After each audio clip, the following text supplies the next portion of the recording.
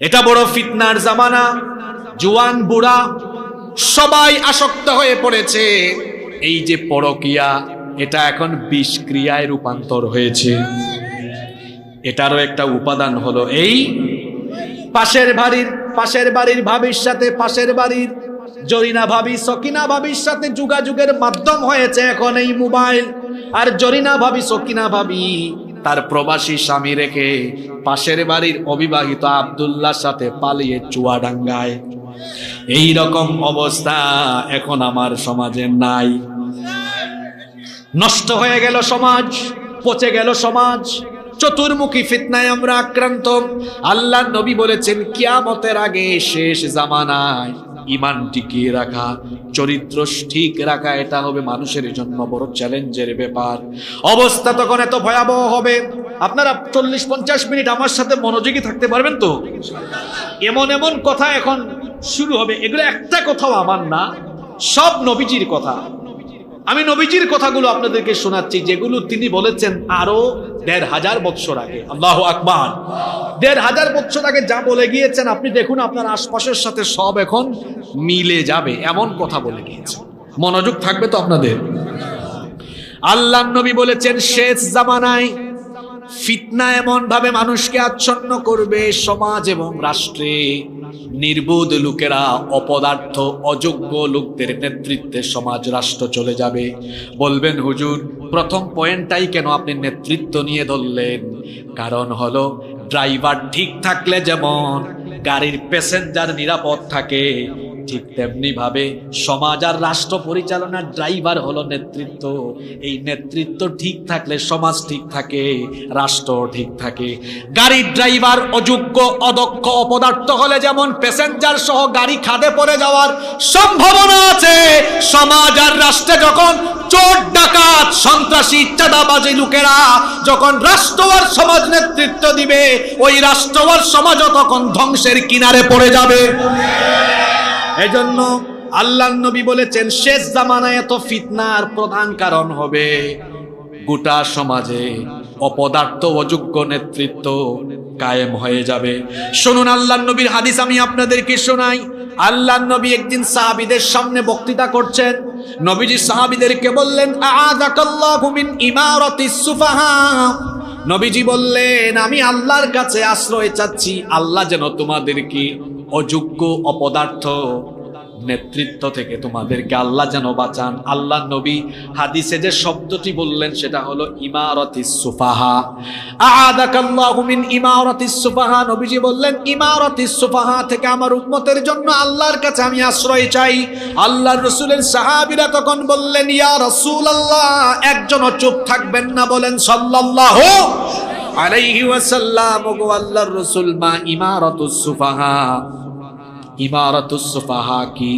আল্লাহর নবী ব্যাখ্যা দিয়ে দিলেন। নবীজি সাহাবীদেরকে বললেন উমারা ইয়াকুনুনা বাদি লা ইয়াদি ওয়া লা ইয়াস্তান্নুনা বিসুন্নতি, অর্থাৎ আমার পরে এমন কিছু লোক আখেরি জামানায় কিয়ামতের আগে আসবে, এই লোকেরা তারা আমার হেদায়াত মোতাবেক, আমার সুন্নাত মোতাবেক তোমাদেরকে পরিচালনা করবে না।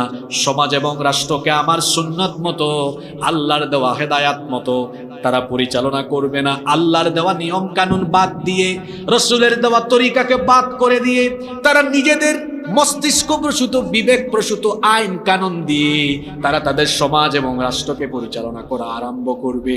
আল্লাহর নবী বললেন ফামান সাদ্দাকাহুম বিকাযিবিহিম ওয়া আনাহুম আলা যুলমিহিম ফাউলাইকা লাইসু মিন্নি ওয়ালাস্তা মিনহুম। নবীজি বললেন সেই অপদার্থ অযোগ্য লোকদের যারা অনুসরণ করবে এবং তাদেরকে যারা সহযোগিতা করবে, আল্লাহর নবী বললেন ফাউলাইকা লাইসু মিন্নি, এরা আমার উম্মত নয়, ওয়ালাস্তা মিনহুম, এবং আমিও তাদের কেউ নই।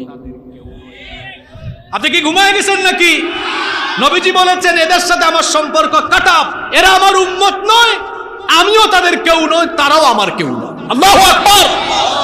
আল্লাহর নবী বলেছেন শেষ জামানা হবে এমন এক ভয়ঙ্কর সময়। তিরমিজির বর্ণনায় হাদিস এসেছে, আনাস ইবনে মালিক রাদিয়াল্লাহু আনহু এই হাদিসের বর্ণনাকারী সাহাবী তিনি বলেছেন, আল্লাহর নবী বলেছেন, ইয়াতি আলান নাসি জামান আস-সাবিরু ফীহি আলা দীনিহি কাল কাবিদি আলাল জামর। আল্লাহর নবী বলেছেন, খুব শীঘ্রই মানুষের উপরে এমন এক জামানা আবির্ভূত হবে, যেই জামানায় ঈমানের উপরে টিকে থাকা ঠিক ততটাই কঠিন হবে যেমন করে জ্বলন্ত কয়লার উপরে দাঁড়িয়ে থাকা যত কঠিন, ঈমানের উপরে অবিচল থাকা হয়ে যাবে তার চাইতে আরো কঠিন। কেননা সেই সময়টা হবে ফিতনার জামানা। সামনে ফিতনা, পিছনে ফিতনা, ডানে বামে সব দিকে সর্বনাশা। চতুর্মুখী ফিতনায় মানুষ আচ্ছন্ন হয়ে যাবে। ফিতনাময় জামানায় মানুষের অবস্থা এমন হবে। অন্য হাদিসে আল্লাহর নবী বলেছেন, আল্লাহর হাবিব বলেছেন, ইউসবিহুর রাজুলু মুমিনা ওয়া ইউমসি কাফিরা।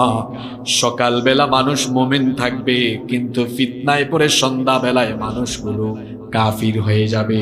আল্লাহর নবী বলেছেন, ওয়া ইউসবিহু কাফির ওয়া ইউমসি মুমিনা ওয়া ইউমসি কাফির ওয়া ইউসবিহু কাফিরা। সন্ধ্যাবেলায় কোনো ব্যক্তি মুমিন থাকবে, কিন্তু রাতের বেলা ফিতনায় পড়ে গিয়ে সকাল বেলায় কাফির হয়ে যাবে। এত ফিতনার জামানা আসবে, মুহূর্তের মধ্যেই মানুষ ঈমান হারা হয়ে যেতে পারে। আমার বাবারা, আমার ভাইয়েরা, এই দুনিয়ার সবচেয়ে বড় সম্পদের নাম হলো ঈমান। সবচাইতে বড় সম্পদ হলো ঈমান, কারণ ঈমান ব্যতীত নেক আমলেরও কোনো দাম নাই। একজন বেঈমান ব্যক্তি যদি সারা জীবন ভালো ভালো কাজ করে, মানুষের কল্যাণে কাজ করে, তো এই ভালো এবং মানবিক কাজ কিংবা কল্যাণের কাজের কারণে দুনিয়াবী জীবনে সে খ্যাতি, যশ, বাহবা পাবে, মানুষ তার প্রশংসা করবে, কিন্তু আল্লাহর কাছ থেকে তার কোনো জাযা নাই, তার কোনো পুরস্কার নাই। কারণ ঈমান ব্যতীত নেক আমলের কোনো দাম নাই। এজন্য আল্লাহ কোরআনে কারিমে যত জায়গায় নেক আমলের কথা বলেছেন, নেক আমলের আগে আল্লাহ তাআলা ঈমানের কথা বলেছেন, কারণ ঈমান ব্যতীত নেক আমলের কোনো দাম নাই। ঈমানের সাথে নেক আমল করবে যারা, জান্নাতুল ফেরদাউসের ওয়ারিস হয়ে যাবে তারা। এজন্য রব্বুল আলামিন কোরআনুল কারীমে বলেছেন, ইন্নাল্লাযীনা আমানু ওয়া আমিলুস সালিহাতি কানাত লাহুম জান্নাতুল ফিরদাউসি নুজুলা খালিদিনা ফিহা লা ইয়াবগুনা আনহা হিওয়ালা। আল্লাহ তাআলা বলেছেন, নিশ্চয়ই ঈমান এনে নেক আমল করবে যারা, জান্নাতুল ফেরদাউসের ওয়ারিস হয়ে যাবে তারা। তাহলে আমল, ঈমান ছাড়া নেক আমলের কোনো দাম নাই। এই জন্য মানুষের জন্য সবচেয়ে বড় সম্পদ হলো ঈমান। বলেন তো, সবচাইতে বড় সম্পদের নাম কি? আরো জোরে বলেন, সবচাইতে বড় সম্পদের নাম কি? একজন মুমিন ব্যক্তি জীবনের সবকিছু ঈমানের জন্য ছাড়তে পারে, কিন্তু ঈমান সে কখনো ছাড়তে পারে। এই জন্য আপনি আমাদের আকাবির আসলাফ পূর্ববর্তীদের জীবনী পড়ে দেখুন, নবী রাসূলদের জীবনী পড়ে দেখুন, নবী রাসূলদের সঙ্গী সাথী যারা ছিলেন তাদের জীবনী পড়ে দেখুন। তাদেরকে দুনিয়াবি বহু লোভ লালসা দেখানো হয়েছে, তাদের উপরে নির্যাতন নিপীড়ন হয়েছে, শুধু বলা হয়েছে ঈমান ছাড়ো, ঈমান ছাড়লে তোমাকে নাজাত দেওয়া হবে, মুক্তি দেওয়া হবে। ঈমান যদি ছাড়ো, দুনিয়াবি ফায়দা, দুনিয়াবি সুযোগ সুবিধা তোমাদেরকে দেওয়া হবে। কিন্তু প্রকৃত ঈমানদার, প্রকৃত মুমিন যারা ছিলেন, তারা তখন সেই কাফির মুশরিকদেরকে জবাব দিয়ে বলেছিলেন, কাফিরের দল, মুশরিকের দল, শোনো, আমি জীবনের সবকিছু ছাড়তে পারি, আমার দুনিয়াবি জীবনের সমস্ত কিছুর মায়া ছাড়তে পারি, এমনকি নিজের জীবনের মায়াও ছাড়তে পারি, কিন্তু ঈমান আমি ছাড়তে পারি না। আপনারা কি আছেন না ঘুমাই গেছেন? আছেন না ঘুমাই গেছেন? তাহলে একজন ঈমানদারের কাছে সবচেয়ে বড় সম্পদ কি? জোরে বলেন। এই ঈমানের উপর টিকে থাকা দুষ্কর হবে, কঠিন হবে। এই জামানায় বলেছেন মুহাম্মদ সাল্লাল্লাহু এবার আসেন তো, ইমানের উপর টিকে থাকা যে কঠিন, আপনাকে একটু বাস্তবতা দিয়ে বুঝাই। কিচ্ছু লাগবে না গো ভাই, আপনার পকেটেই ইমান হারানোর উপাদান আছে। প্রত্যেকের পকেটে এই মোবাইল ফোন আছে। এই মোবাইল ফোনের অপব্যবহারই আজকে আপনাকে ইমান হারা করার জন্য এনাফ, যথেষ্ট। কিচ্ছু লাগবে না। এই তো রাতের বেলা ঘুমাবে নিজের রুমে, ফজরের আগেই সে ইমান হারা হয়ে যাওয়ার সুযোগ এই মোবাইলের মাধ্যমেই আছে। চরিত্র ধ্বংস করার উপাদান এখানে আছে। আপনি দেখুন, অশ্লীলতা দিন দিন বেড়েই চলেছে, জিনা বেড়ে চলেছে, পরকিয়া দিন দিন বেড়েই চলেছে। অশ্লীলতা, বেহায়াপনা, জিনা, ব্যভিচার, পরকিয়ার প্রধান এবং অন্যতম উপাদান হলো এই মোবাইল ফোন। সন্ধ্যাবেলায় আগে প্রত্যেক বাড়িতে বাড়িতে ছেলে মেয়েরা পড়াশোনায় ব্যস্ত থাকত। আমি যখন প্রাইমারিতে পড়াশোনা করি তখন আমাদের গ্রামে বিদ্যুৎ ছিল না। হারিকেন জ্বালিয়ে সন্ধ্যার পরে, মাগরিবের পরে প্রতিটি ঘরে ঘরে ছেলেমেয়েরা পড়তে বসত, জোরে জোরে চিল্লাই চিল্লাই পড়ত। এখন বেশিরভাগ বাড়িতে আপনি দেখবেন সন্ধ্যার পরে ছেলে মেয়েদের পড়াশোনা নাই। এখনকার ছেলে মেয়েদের হাতে আপনি সন্ধ্যার পরে ফোন দেখবেন, কেউ মোবাইলে বিভিন্ন ধরনের গেমস খেলছে। 7-এর ছেলে 6-এ পড়ে, 5-এ পড়ে, এরকম ছেলেদের মেয়েদের ফেসবুক আইডি, টিকটক আইডি আছে। আপনারা কি ঘুমাই গেছেন নাকি? আমি জুমার নামাজ শেষ করে বের হয়েছি, আমি যেখানে জুমা পড়াই, ছোট্ট এক ছেলে আমাকে বলছে, হুজুর আমি আপনাকে ফ্রেন্ড রিকোয়েস্ট দিলাম, অনেক দিন হয়ে গেল, আপনি অ্যাকসেপ্ট করলেন না কেন? এই পুচকা ছেলেকে আমি জবাব দিলাম, তুমি কোন ক্লাসে পড়ো? আমাকে বললো আমি ক্লাস 7-এ পড়ি। বললাম তুমি ক্লাস 7-এ পড়ো, তোমার ফেসবুক আইডি আছে? আমাকে বললো হুজুর একটা না, 2টা আছে। বললাম 2টা কেন? বললো হুজুর আমার তো একটার 5,000 ফিল আপ হয়ে গিয়েছে, এই জন্য আমি আরেকটা খুলেছি। আমি বললাম তুমি তো আমার থেকে আরো বড় সেলিব্রিটি, কারণ আমার নিজের ফেসবুক আইডি একটা, তোমার আইডি 2টা। যে একটা আছে ওইটাও চালানোর সময় নাই। কয় হুজুর কি বলেন? আমি তো খুব অ্যাক্টিভ, সারাক্ষণ আমি ছবি দেই, পোস্ট করি, লাইক দেই, শেয়ার করি। আমি বললাম মেসেঞ্জারে কি আর কিছু করো? এখন আর কিছু বলে না। স্কুলে কলেজে ছেলেমেয়েরা পড়ছে, মোবাইল ফোন এটা বহন করা কি খুব কঠিন? জবাব দেন না কেন আপনারা? এটা কি খুব ভারী জিনিস? এটা খুব ভারী জিনিস। কত? 100 গ্রাম, 120 গ্রাম, 150 গ্রাম হবে, এর চেয়ে বেশি হবে এর ওয়েট। 100-150 গ্রামের মোবাইল। কিন্তু বিশ্বাস করেন 100-150 গ্রাম ওজনের মোবাইল দিয়ে যে পরিমাণ পাপ হয়, যে পরিমাণ গুনাহ হয়, এই পাপ আর গুনাহকে মিজানের পাল্লায় রাখলে কত যে ভারী হবে এটা কল্পনাও করা যাবে না। আমি বলছিলাম আখিরি জামানায় আছি আমরা, শেষ জামানায় ঈমান বাঁচানো হবে অনেক কঠিন। প্রযুক্তির অপব্যবহার, মোবাইল ফোনের ফিতনা, এগুলো দাজ্জালের তরফ থেকে আসা অন্যতম ফিতনা। অর্থাৎ দাজ্জালকে যারা অনুসরণ করে, দাজ্জালের অনুসরণকারীদের থেকেই কিন্তু এ ধরনের চরিত্র বিধ্বংসী প্রযুক্তি পৃথিবীতে লঞ্চ হচ্ছে। আমরা অনেকে জানিও না। আমার স্কুল কলেজ ইউনিভার্সিটি পড়ুয়া ভাইদেরকে বলছি, বোনদেরকেও বলছি, এই সময় মোবাইলে ইন্টারনেটে আসক্ত হয়ে সময় নষ্ট করার বয়স এখন তোমার নয়। তোমার এই বয়স হলো পড়াশোনার, গবেষণার। আমাদের দেশ থেকে ছেলেমেয়েরা পড়াশোনা করে, আমাদের দেশের ছেলেরা কেন মোবাইল আবিষ্কার করতে পারে? কেন তারা বিভিন্ন অ্যাপস, পড়াশোনার, গবেষণার, আমাদের দেশ থেকে ছেলেমেয়েরা পড়াশোনা করে, আমাদের দেশের ছেলেরা কেন মোবাইল আবিষ্কার করতে পারে? কেন তারা বিভিন্ন অ্যাপস আবিষ্কার করতে পারে না? আজকে ফেসবুকে, ইউটিউবে দিনের পক্ষে কোনো কন্টেন্ট তৈরি করা যায় না, কোনো বক্তৃতাও করা যায় না। দেখা যায় আইডি সহ, পেজ সহ গায়েব হয়ে যায়। এটা যারা ইন্টারনেটে অ্যাক্টিভ থাকেন তারা আপনারা জানেন। আজকে এই যে আমরা আছি, আমরা সব কথা বলতেও পারি না। সব জায়গায় এখন নিয়ন্ত্রণ চলছে, কিন্তু আমাদের মুসলমান ছেলেমেয়েরা যদি পড়াশোনা করে উচ্চ শিক্ষিত হয়ে এরা যদি বিজ্ঞানী হয়, এরা যদি বিভিন্ন জিনিস আবিষ্কার করে, এটা তো মুসলমানদের কল্যাণেই কাজে লাগবে, ঠিক কিনা বলেন? এজন্য আমি তরুণ যুবক ছেলেদেরকে বলবো, যারা পড়াশোনা করেন ছাত্রছাত্রী ভাই বোনদেরকে বলবো, মোবাইল ফোনে আসক্ত হয়ে এই বয়সটাকে আপনি শেষ করে দিবেন না। শুধু যে ইয়াং জেনারেশন মোবাইলে আসক্ত সেটা কিন্তু নয়, কি শিশু কিশোর যুবক আর কি বুড়া মানুষ বলেন, এখন সবাই এই ফোনে আসক্ত হয়ে গিয়েছে। কি করে আসক্ত হয়েছে আমি আপনাদেরকে বলি।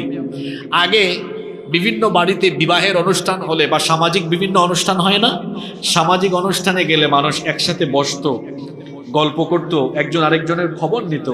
কিন্তু এখন দেখবেন কোনো সামাজিক অনুষ্ঠানেও মানুষ একত্রিত হলে কেউ কারো দিকে তাকায় না, সবাই নিচের দিকে তাকায় নিজের ফোন স্ক্রল করে, একজন আরেকজনের সাথে কোনো কথাবার্তাও বলে না। এরকম পরিবেশ আছে না নাই? এই যে আপনাদের গুভিপুর বা আশেপাশের গ্রামে দেখবেন বিকেলবেলা গাছতলায় বটতলায় এরকম ফুটবল মাঠে স্কুলের মাঠে ছেলেরা একত্রিত হয়ে টিকটক ভিডিও বানায়, গেমস খেলে, খেলা হয় আইপিএল ইন্ডিয়ায়, আর জুয়ার বাজি ধরে তারা গুভিপুরে মেহেরপুরে।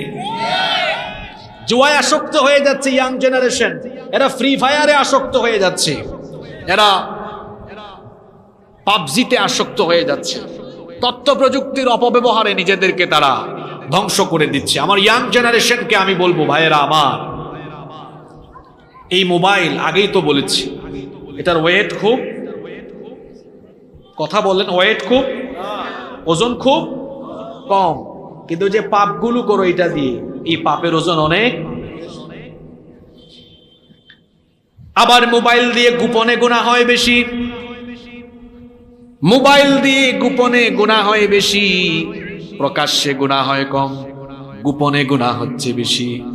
যারা নীরবে নিভৃতে একাকী গুনাহ করেন, আল্লাহকে ভয় করুন।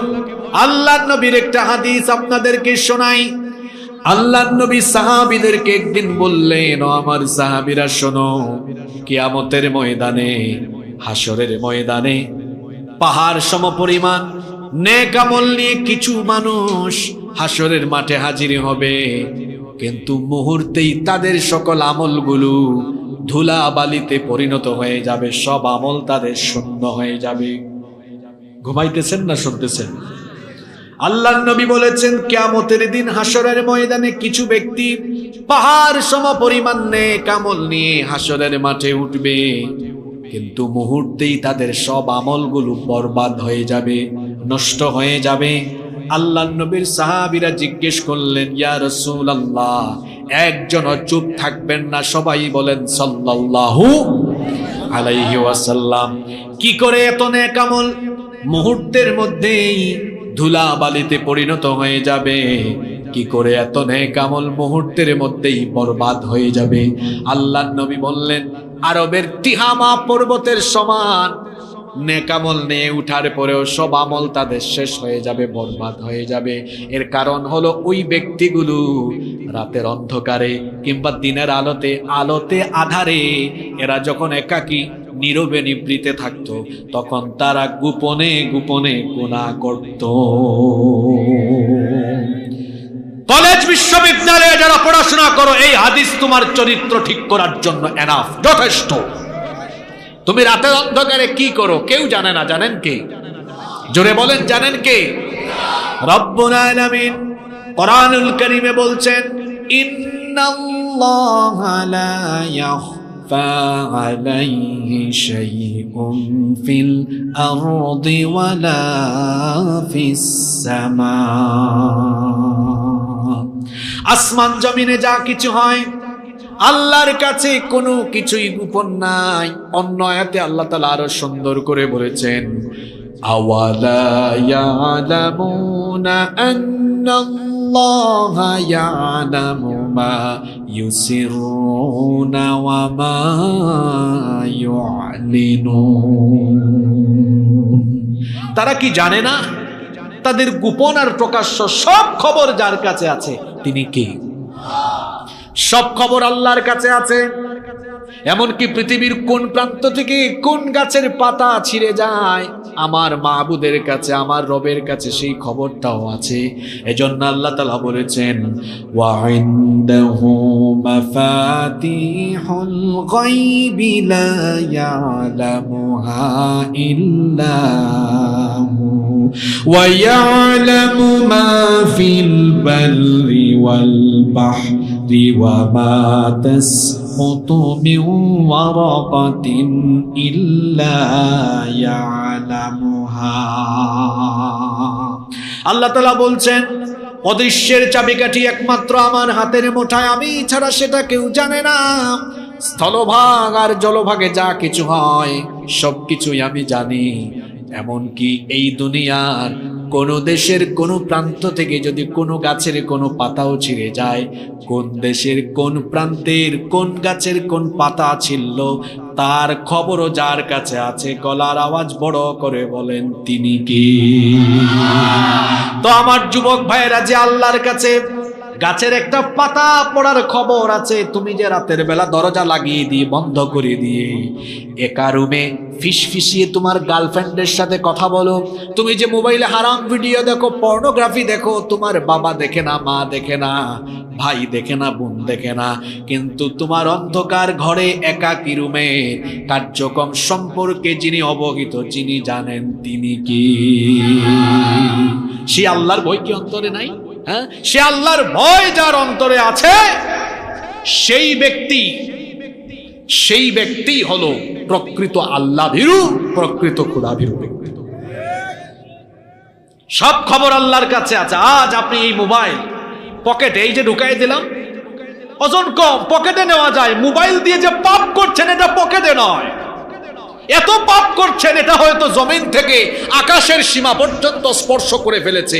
এত গুনাহ আপনি কামাই করেছেন। এটা বড় ফিতনার জামানা। জওয়ান বুড়া সবাই আসক্ত হয়ে পড়েছে। এই যে পরকিয়া, এটা এখন বিষক্রিয়ায় রূপান্তর হয়েছে। এটারও একটা উপাদান হলো এই পাশের বাড়ির ভাবির সাথে, পাশের বাড়ির জরিনা ভাবি, সকিনা ভাবির সাথে যোগাযোগের মাধ্যম হয়েছে এখন এই মোবাইল। আর জরিনা ভাবি, সকিনা ভাবি তার প্রবাসী স্বামী রেখে পাশের বাড়ির অবিবাহিত আব্দুল্লাহর সাথে পালিয়ে চুয়াডাঙ্গায়। এই রকম অবস্থা এখন আমার সমাজে নাই। নষ্ট হয়ে গেল সমাজ, পচে গেল সমাজ, চতুর্মুখী ফিতনায় আমরা আক্রান্ত। আল্লাহর নবী বলেছেন, কিয়ামতের আগে শেষ জামানায় ঈমান টিকিয়ে রাখা, চরিত্র ঠিক রাখা, এটা হবে মানুষের জন্য বড় চ্যালেঞ্জের ব্যাপার। অবস্থা তখন এত ভয়াবহ হবে, আপনারা 40-50 মিনিট আমার সাথে মনোযোগী থাকতে পারবেন তো? এমন এমন কথা এখন শুরু হবে, এগুলো একটা কথাও আমার না, সব নবীজির কথা। আমি নবীজির কথাগুলো আপনাদেরকে শোনাচ্ছি, যেগুলো তিনি বলেছেন আরো 1500 বছর আগে। আল্লাহু আকবার। 1500 বছর আগে যা বলে গিয়েছেন, আপনি দেখুন আপনার আশপাশের সাথে সব এখন মিলে যাবে, এমন কথা বলে গিয়েছেন। মনোযোগ থাকবে তো আপনাদের? আল্লাহর নবী বলেছেন, শেষ জামানায় ফিতনা এমন ভাবে মানুষকে আচ্ছন্ন করবে, সমাজ এবং রাষ্ট্রে নির্বোধ লোকেরা, অপদার্থ অযোগ্য লোকদের নেতৃত্বে সমাজ রাষ্ট্র চলে যাবে। বলবেন, হুজুর প্রথম পয়েন্টটাই কেন আপনি নেতৃত্ব নিয়ে ধরলেন? কারণ হলো, ড্রাইভার ঠিক থাকলে যেমন গাড়ির প্যাসেঞ্জার নিরাপদ থাকে, ঠিক তেমনি ভাবে সমাজ আর রাষ্ট্র পরিচালনার ড্রাইভার হলো নেতৃত্ব। এই নেতৃত্ব ঠিক থাকলে সমাজ ঠিক থাকে, রাষ্ট্র ঠিক থাকে। গাড়ির ড্রাইভার অযোগ্য, অদক্ষ, অপদার্থ হলে যেমন প্যাসেঞ্জার সহ গাড়ি খাদে পড়ে যাওয়ার সম্ভাবনা আছে, সমাজ আর রাষ্ট্রে যখন চোর, ডাকাত, সন্ত্রাসী, চাঁদাবাজি লোকেরা যখন রাষ্ট্র আর সমাজ নেতৃত্ব দিবে, ওই রাষ্ট্র আর সমাজও তখন ধ্বংসের কিনারে পড়ে যাবে। এজন্য আল্লাহর নবী বলেছেন, শেষ জামানায় এত ফিতনার প্রধান কারণ হবে গোটা সমাজে অপদার্থ, অযোগ্য নেতৃত্ব কায়েম হয়ে যাবে। শুনুন আল্লাহর নবীর হাদিস আমি আপনাদেরকে শোনাই। আল্লাহর নবী একদিন সাহাবীদের সামনে বক্তৃতা করছেন। নবীজি সাহাবীদেরকে বললেন, আ'আযাকাল্লাহু মিন ইমারাতিস সুফাহা। নবীজি বললেন, আমি আল্লাহর কাছে আশ্রয় চাচ্ছি, আল্লাহ যেন তোমাদেরকে অযোগ্য, অপদার্থ নেতৃত্ব থেকে তোমাদেরকে আল্লাহ যেন বাঁচান। আল্লাহ নবী হাদিসে যে শব্দটি বললেন সেটা হলো ইমারাতিস সুফাহা। আ'আদাকাল্লাহু মিন ইমারাতিস সুফাহা। নবীজি বললেন ইমারাতিস সুফাহা থেকে আমার উম্মতের জন্য আল্লাহর কাছে আমি আশ্রয় চাই। আল্লাহর রাসূলের সাহাবীরা তখন বললেন ইয়া রাসূলুল্লাহ, একজনও চুপ থাকবেন না, বলেন সাল্লাল্লাহু আলাইহি ওয়াসাল্লাম। ওগো আল্লাহর রাসূল, মা ইমারাতুস সুফাহা, ইমারাতুস সুফাহা কি? আল্লাহর নবী ব্যাখ্যা দিয়ে দিলেন। নবীজি সাহাবীদেরকে বললেন উমারা ইয়াকুনুনা বাদি লা ইয়াদি ওয়া লা ইয়াস্তান্নুনা বিসুন্নতি, অর্থাৎ আমার পরে এমন কিছু লোক আখেরি জামানায় কিয়ামতের আগে আসবে, এই লোকেরা তারা আমার হেদায়াত মোতাবেক, আমার সুন্নাত মোতাবেক তোমাদেরকে পরিচালনা করবে না। সমাজ এবং রাষ্ট্রকে আমার সুন্নাত মতো, আল্লাহর দেওয়া হেদায়াত মতো তারা পরিচালনা করবে না। আল্লাহর দেওয়া নিয়ম কানুন বাদ দিয়ে, রসুলের দেওয়া তরিকাকে বাদ করে দিয়ে তারা নিজেদের মস্তিষ্ক প্রসূত, বিবেক প্রসূত আইন কানুন দিয়ে তারা তাদের সমাজ এবং রাষ্ট্রকে পরিচালনা করা আরম্ভ করবে। আল্লাহর নবী বললেন ফামান সাদ্দাকাহুম বিকাযিবিহিম ওয়া আনাহুম আলা যুলমিহিম ফাউলাইকা লাইসু মিন্নি ওয়ালাস্তা মিনহুম। নবীজি বললেন সেই অপদার্থ অযোগ্য লোকদের যারা অনুসরণ করবে এবং তাদেরকে যারা সহযোগিতা করবে, আল্লাহর নবী বললেন ফাউলাইকা লাইসু মিন্নি, এরা আমার উম্মত নয়, ওয়ালাস্তা মিনহুম, এবং আমিও তাদের কেউ নই। আপনি কি ঘুমায় গেছেন নাকি? নবীজি বলেছেন এদের সাথে আমার সম্পর্ক কাট অফ, এরা আমার উম্মত নয়, আমিও তাদের কেউ নই, তারাও আমার কেউ নয়। আল্লাহু আকবার। কথার মধ্যে কোনো ভেজাল নাই, কোনো ফাঁক ফুকর। এই মাঠে বসে আপনি আজকে সিদ্ধান্ত নিন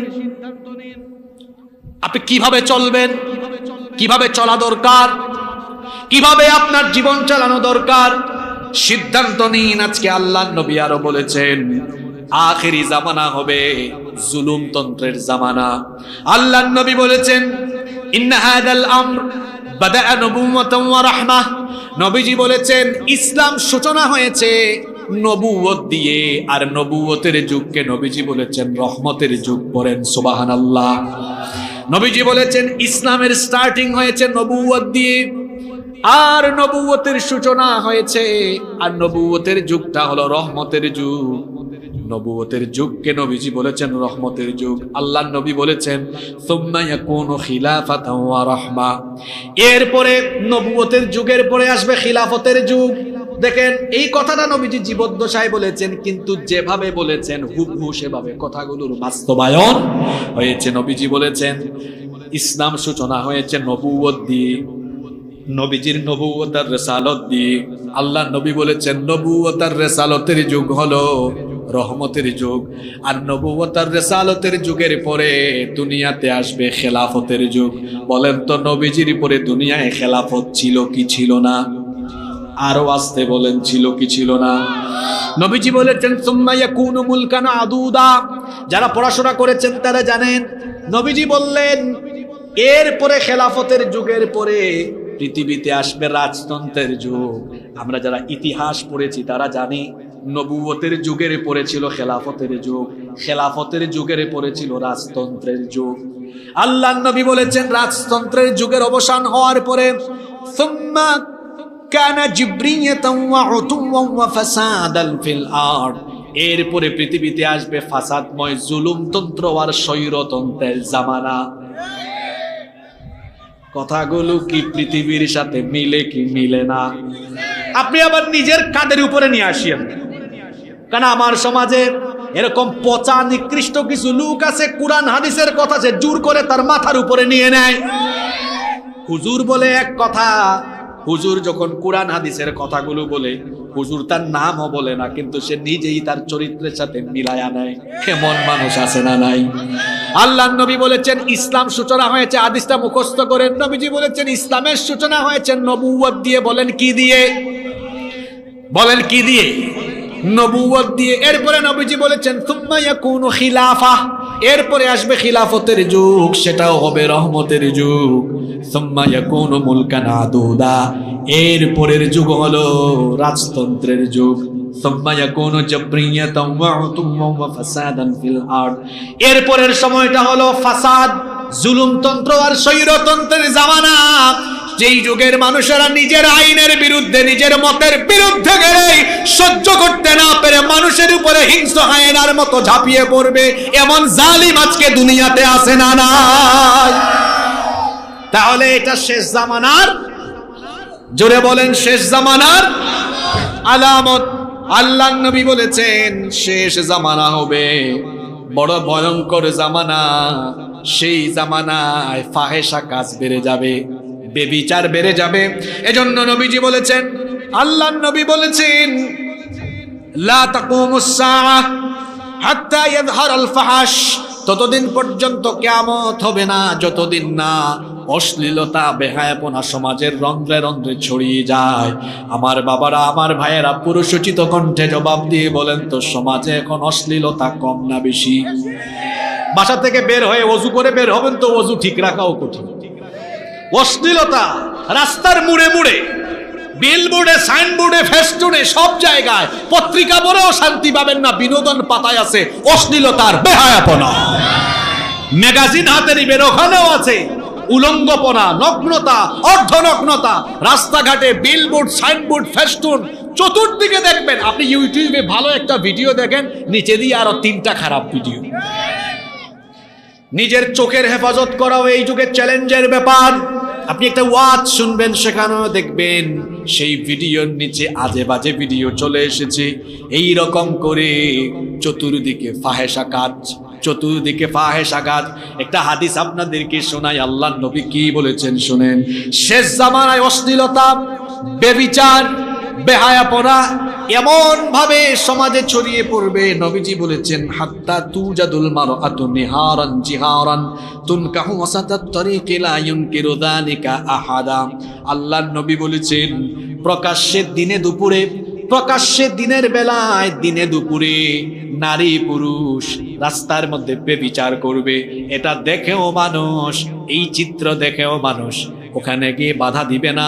এই হাদিসের সাথে মিলান আমার দেশের বটমূল পার্ক, আমার দেশের ওই যে ঢাকার হাতির ঝিল, রমনার বটমূল, এরপরে বিভিন্ন বিশ্ববিদ্যালয়ের, পাবলিক বিশ্ববিদ্যালয়ের ক্যাম্পাসে কবুতরের জুড়ার মতো অবিবাহিত ছেলে মেয়েরা বসে বসে বাদাম খায়। বিশ্ববিদ্যালয় প্রশাসন কিছু বলে না। বিভিন্ন পার্কের মধ্যে দেখবেন কলেজের, স্কুলের, কলেজের, ইউনিভার্সিটির ছেলে মেয়েরা কবুতরের জুড়ার মতো বসে বসে, অবিবাহিত ছেলেরা বাদাম খায়। যেগুলা বলতেছি এগুলা বাস্তব না অবাস্তব?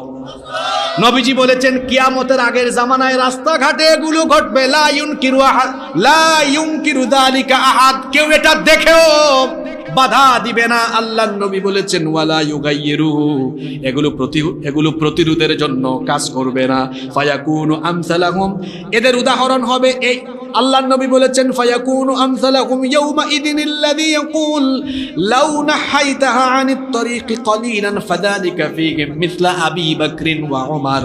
আল্লাহর নবী বলেছেন, সেই জামানায় যে ব্যক্তি অশ্লীলতায় বেহায়াপনায় শামিল হওয়া ছেলে মেয়েদেরকে বা লোকদেরকে গিয়ে বলবে, তুমি যদি রাস্তাঘাট থেকে সরে গিয়ে লোকচক্ষুর অন্তরালেও এই কাজটা করতে ভালো হতো, তাও সমাজ এই নোংরামি থেকে বেঁচে যেত। আল্লাহর নবী বলেছেন, এতটুকু কথাও শেষ জামানায় যে ব্যক্তি বলতে পারবে, সে হলো শেষ জামানার আবু বকর, শেষ জামানার ওমর। এখানে আমরা গিয়ে বাধা দিতে পারি না, আমরা এই সব কাজে বাধা দিতে পারি না। আমরা নীতিমালা আরোপ করতে পারি, বরং যেখানে আলেম উলামাগণ অশ্লীলতা, বেহায়াপনা, যৌতুক, মাদকের বিরুদ্ধে কথা বলেন, সেখানে আরো সুযোগ পেলে আমরা প্রতিবন্ধকতা তৈরি করার চেষ্টা করি। আপনি বন্ধ করার জিনিস পান না, আপনি বন্ধ করলে হাতির ঝিলের এই বেহায়াপনা বন্ধ করুন, আপনি যৌতুক বন্ধ করুন, মাদক বন্ধ করুন, জুয়া বন্ধ করুন, অশ্লীলতা, বেহায়াপনা, নোংরামি বন্ধ করুন। আপনি বন্ধ করার জিনিস পান না, আপনি বিভিন্ন জায়গায় দেখা যায় কোরআনের মাহফিল বন্ধ করে দেন। বরং আপনার উচিত ছিল আপনার বলা, কমিটিকে বলা, কোন হুজুরকে দাওয়াত দিয়েছো, ওই হুজুরের ফোন নাম্বার দাও, হুজুরের সাথে আমি যোগাযোগ করি, পারলে দেখা করি। আমার এলাকায় জুয়া বেশি, আমার এলাকায় সুদ বেশি, যৌতুক বেশি। হুজুরকে একটু নোট দেই, তিনি যেন তার আলোচনার ভেতরে 20-30 মিনিট এগুলো নিয়েও কথা বলে। আপনার উচিত ছিল এভাবে সহযোগিতা করা, না করে গান বাজনা এবং অমুসলিম ভাই বোনদের প্রোগ্রামে উল্টা প্রোটেকশন, আর সংখ্যাগরিষ্ঠ মুসলমানের দেশে মুসলমানদেরকে অবাধ দিন চর্চায় আপনি বাধা বিপত্তি সৃষ্টি করবেন। এটা তো আসলে এদেশের মানুষের আবেগ অনুভূতির সাথে মিলে না, ঠিক কি না?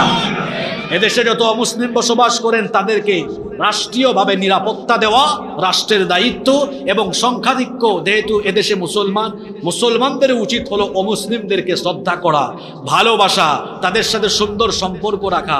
সাম্প্রদায়িক দাঙ্গা যেন আমাদের মধ্যে লেগে না যায়, কারণ ইসলাম কখনো অন্য ধর্মকে গালিগালাজ করা, অন্য ধর্মের ভাই বোনদেরকে নিয়ে ঠাট্টা করা, উপহাস করা, অন্য ধর্মের দেবতাদেরকে গালি দেওয়া, এই শিক্ষা ইসলাম কোনোদিনও আমাদেরকে দেয় না। বরং অমুসলিম যারা, ভিন্ন ধর্মাবলম্বী যারা, তাদেরকে তাদের ধর্মীয় অধিকার, নাগরিক অধিকার সেগুলো নিশ্চিত করা, এটি মুসলমান রাষ্ট্রপ্রধান থাকলে তারও দায়িত্ব। প্রতিটি মুসলমানেরও দায়িত্ব হলো অমুসলিমরা যেন তাদের কাছে নিরাপদ থাকে। এটা আমরা করি। এ ধরনের পরমত সহিষ্ণুতা একমাত্র পৃথিবীর মুসলমানদের কাছে আছে। আপনি পৃথিবীর ইতিহাস পড়ে দেখুন, পৃথিবীতে মুসলমানরা হচ্ছে সবচাইতে পরমত সহিষ্ণু জাতি। এই ভারতীয় উপমহাদেশকে মুসলমানরা শাসন করেছে সুদীর্ঘ 800 বছর। ভারতে গেলে আপনারা সুন্দর সুন্দর যা কিছু দেখেন, এই আগ্রার তাজমহল, কুতুব মিনার, শীষ মিনার, দিল্লির শাহী জুমা মসজিদ সহ ভারতবর্ষের সুন্দর সুন্দর সব স্থাপনা মুসলমানদের হাতে গড়ে, সব মুসলমানরা করেছে। 800 বছর মুসলমানরা শাসন করে মুসলমানরা ভারতবর্ষে কখনো অমুসলিমদের গায়ে হাত তুলে নাই, পিটায় নাই, কারো মন্দির পুড়ায় দেয় নাই, কারো মন্দির দখল করে মসজিদ বানায় নাই। কেন বানাবে? কারণ ইসলাম তো আমাদেরকে এটা শেখায় না, কুরআন আমাদেরকে এটা বলে না, কুরআন হাদিস এটা আমাদেরকে শিক্ষা দেয়। কিন্তু আপনি দেখুন, এই ভারতে 47 থেকে নিয়ে 24 পর্যন্ত বহু কিছু হয়েছে। জয় শ্রীরাম না বলায় তাবরিজকে পিটিয়ে পিটিয়ে হত্যা করা হয়েছে। মুস্কান নামের এক বোনকে কলেজের মধ্যে কিভাবে তাকে হেনস্থা করা হয়েছে আপনারা দেখেছেন। আমাদের বাবরি মসজিদকে দখল করে রাম মন্দির বানিয়ে দেওয়া হয়েছে। আমি এটা তুলনা দিচ্ছি, উপমা দিচ্ছি। আমরা 800 বছর আমাদের পূর্বপুরুষরা ভারতকে শাসন করে গিয়েছে, আমরা এগুলো করি নাই। কেন করি নাই জানেন?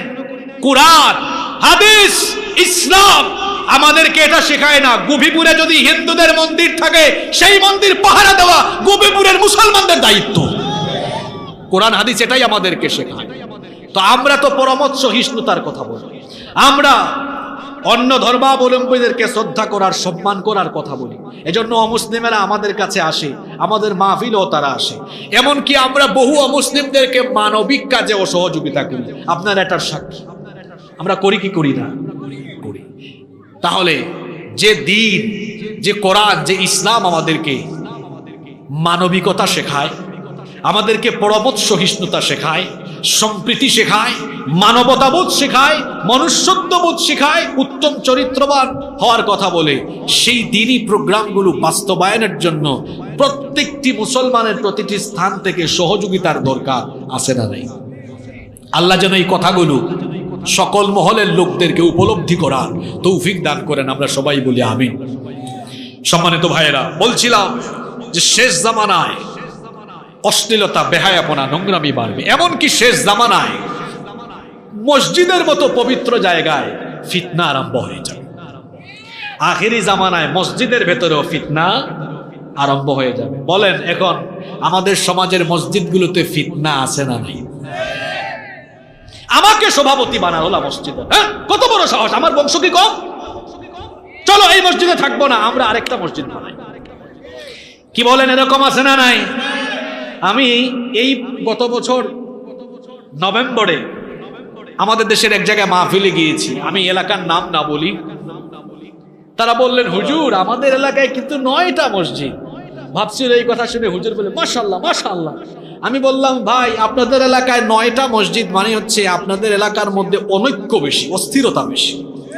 আমাকে বললো, হুজুর আপনি কেমনে বুঝলেন? বললাম, এই যে আপনি 9 মসজিদ বলছেন তো বুঝে ফেলছি। জিজ্ঞেস করলাম জনসংখ্যা কত? যে জনসংখ্যার কথা আমাকে বলেছে এই জনসংখ্যা দিয়ে এক মসজিদ কামান না হলেও 2টা দিয়ে এনাফ হইতো। তো আমাকে বলে হুজুর আপনি ধরে ফেলছেন, আসলে 9 মসজিদ হওয়ার পেছনে সামাজিক কুন্দলও আছে, রাজনৈতিক কুন্দলও আছে, আবার এলাকাগত বংশীয় কুন্দলও আছে। বলেন মসজিদ নিয়ে এখন ফিতনা আমাদের সমাজে আছে না নাই? মসজিদ নিয়ে ফিতনা করে আমরা কি করছি? এলাকায় নতুন নতুন মসজিদ তৈরি করছি। নতুন নতুন মসজিদ হোক, যদি ফিতনা ছাড়া হয় কোনো অসুবিধা নাই, কিন্তু ফিতনা দিয়ে হলে এটা থেকে কোনো উপকার আসবে